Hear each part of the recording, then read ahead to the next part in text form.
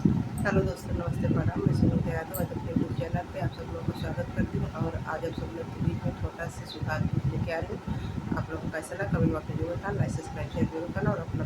फुल आवाज़ करके जरूर सुनना कि आप लोगों को कैसा लगा मेरा सुधार। तोड़ा लिखा रैला पाती लिखाली बीरोगाजी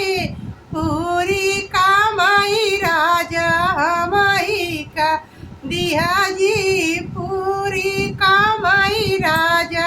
हमाई का दिहाजी पूरी कामाई धाना तोहाई का देवई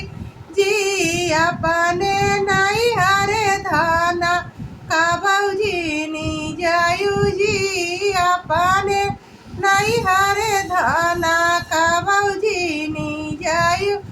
जी अपने नहीं हरे स्वामी का भाव नहीं जबै जी अपनी वाहिनिया स्वामी का भौजी निया जी अपनी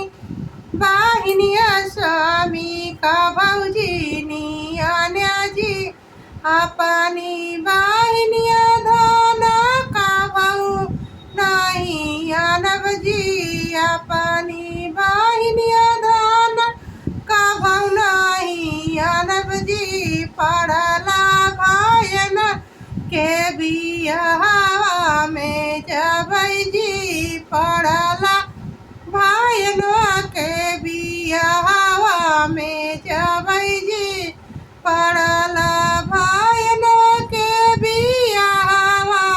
में जब जी अपने भातीज के मुड़निया में जबै जी अपने